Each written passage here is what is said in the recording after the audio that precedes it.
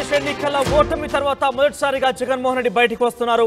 జగన్మోహన్ రెడ్డి రేపు ఆయన సొంత నియోజకవర్గమైనటువంటి పులివెందులకు వెళ్ళబోతున్నారు. పులివెందులలో పార్టీ ఓటమి తర్వాత మొదటిసారి ఆయన పర్యటించబోతున్నారు. నియోజకవర్గంలోని కార్యకర్తలు నాయకులతో ఆయన ముచ్చటించబోతున్నారు. ఇక జగన్ వస్తుండటంతో భారీ ఏర్పాట్లు చేశారు వైసీపీ నాయకులు. రేపు మధ్యాహ్నం 3 గంటలకల్లా గన్నవరం విమానాశ్రయం నుంచి 4 గంటలకు కడప ఎయిర్పోర్టుకు జగన్ చేరుకుంటారు. అక్కడి నుంచి రోడ్డు మార్గంలో పులివెందులకు వెళ్తారు జగన్. భారీ ర్యాలీ తీరున్నారు వైసీపీ పార్టీ శ్రేణుల అభిమానులు కూడా. ఇక రెండు రోజుల పాటు అక్కడే పులివెందుల్లో జగన్ ఉండబోతున్నారు. తిరిగి 21న ఆయన తాడేపల్లి జగన్మోహన్ రెడ్డి అక్కడికి రాబోతున్నారు. తాడేపల్లిలో పార్టీ కార్యాలయంలో 21న పార్టీ నాయకులు, ముఖ్య నాయకులు, ఎమ్మెల్యేలు, మాజీ మంత్రులతోని ఆయన భేటీ కాబోతున్నారు. 22న సమావేశం ఉండబోతోంది. ఆయన తిరిగి 21న అక్కడికి తాడేపల్లికి రాబోతున్నారు. ఓవరాల్గా రేపు ఓటమి తర్వాత మొట్టమొదటిసారిగా జగన్మోహన్ రెడ్డి మరోసారి బయటికి రాబోతున్నారు. మొదటిగా పులివెందుల నియోజకవర్గంలో పర్యటించబోతున్నారు. రేపు మధ్యాహ్నం 4 గంటలకి ఆయన పులివెందులో చేరుకుంటారు.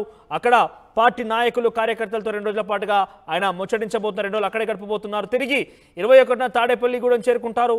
22న అక్కడే తాడేపల్లిలోని పార్టీ ఆఫీసులో 22న ఎమ్మెల్యేలు, మాజీ మంత్రులతో సమావేశం కాబోతున్నారు. ఒకసారి మాట్లాడదాం.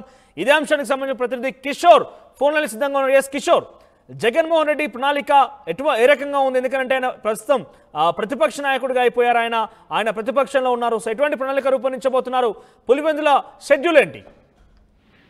Thank you Manoj. రేపు మధ్యాహ్నం 3 గంటల ప్రాంతంలో కడప విమానాశ్రయానికి చేరుకుని అక్కడి నుంచి రోడ్డు మార్గాన 4 గంటలకు పులివెందులకు చేరుకుంటారు. పులివెందులకు చేరుకున్న అనంతరం కూడా అక్కడ ఉన్నటువంటి స్థానిక నేతలు ఏదైతే ఓటమి తర్వాత మొట్టమొదటిసారి కడప జిల్లా పర్యటన నేపథ్యంలో కూడా అక్కడ ఉన్నటువంటి నేతలతో కూడా సమావేశం కానున్నారు. అదేవిధంగా నియోజకవర్గ స్థాయి నేతలతో కూడా ఆయన సమావేశం అవుతారు. ఏదైతే 19వ తేదీ, 20వ తేదీ, 21వ తేదీ కూడా కడప జిల్లాకు సంబంధించినటువంటి కీలక నేతలు కావచ్చు, అదేవిధంగా ఓటమి గల కారణాలపైన కూడా అటు పూర్తి స్థాయిలో క్షుణ్ణంగా కార్యకర్తలతో, నేతలతో భేటీ అయ్యి చర్చిస్తారు.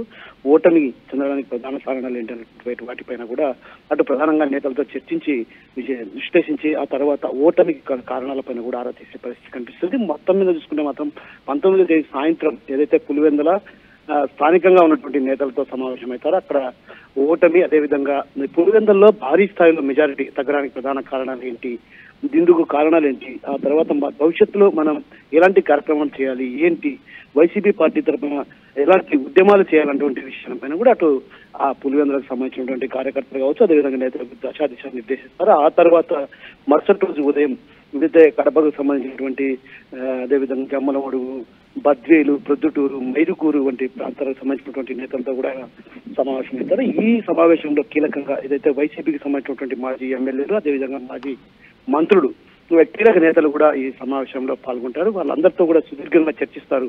ఏదైతే ఓటమి, అయితే ప్రభుత్వం ఏదైతే గతంలో ఉన్నటువంటి ప్రభుత్వం హయాంలో కూడా పలు సంక్షేమ పథకాలు అమలు చేసినప్పుడు కూడా ప్రజలు ఒక రకంగా ఆదరించకపోవడానికి ప్రధాన కారణాలు ఏంటి అంటే, ఒక రకంగా స్థానికంగా ఏమైనా సమస్యలు తలెత్తాయా, ప్రజల్లో ఎందుకు ఇంత భారీ స్థాయిలో వ్యతిరేకత వ్యక్తమైంది, ఆ వ్యతిరేకత ప్రధాన కారణాలు ఏంటి, అదేవిధంగా ప్రజల్లో మమేకమై ప్రజలకు సంబంధించి ప్రజా సమస్యలు పరిష్కరించడం విఫలమయ్యామా అన్నటువంటి కోణంలో కూడా అటు నేతలతో కావచ్చు, అదేవిధంగా మాజీ ఎమ్మెల్యేలు, మాజీ మంత్రులతో కూడా సమావేశమవుతారు. దాదాపు గంటల పాటు ఏదైతే ప్రత్యేకించి ఒక్కొక్కరితో మాట్లాడే విధంగా మాజీ ఎమ్మెల్యేలు కావచ్చు, మాజీ మంత్రులను కూడా వాళ్ళందరి సమక్షంలో కూడా ఓటమి కారణాలపైన కూడా అటు వారితో చర్చించే పరిస్థితి కనిపిస్తుంది. మరోవైపు ఏదైతే ప్రభుత్వ వైఫల్యాలను ఎప్పటికప్పుడు అంటే ఇప్పుడు ప్రస్తుతం ఏర్పాటు అయ్యి కేవలం కొద్ది రోజుల సమయం పట్టింది కాబట్టి సంవత్సరం తర్వాత ప్రభుత్వం ఒకవేళ అమలు చేసినటువంటి హామీలు అమలు చేయకపోతే మాత్రం ఖచ్చితంగా వాటిపైన పోరాటం చేయాలి, మీకు అండగా నేను ఉంటాను. ఏదైతే వైసీపీ శ్రేణుల్లో కూడా తీవ్రమైన నిరుత్సాహము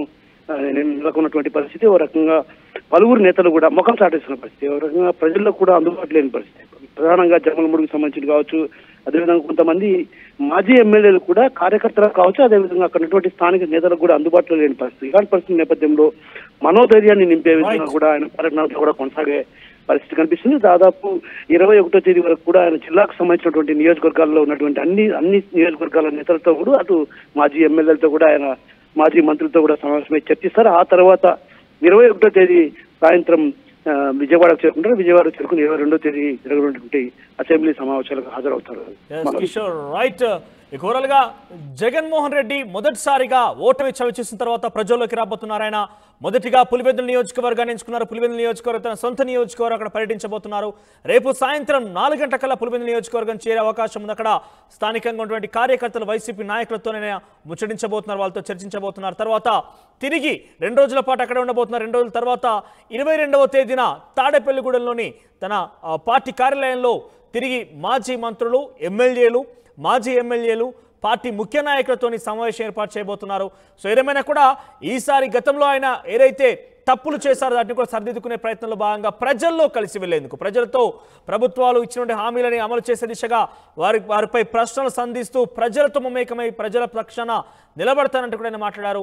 ఇటీవలలోనే ఆ పార్టీ నాయకులకు ధైర్యం చెప్పి ప్రయత్నం చేస్తే ఎవరు అధైర్యపడొద్దు, నేను మీకు అండగా ఉంటానంటూ కూడా పార్టీ కార్యకర్తలు ధైర్యం చెప్పి ప్రయత్నం చేశారు.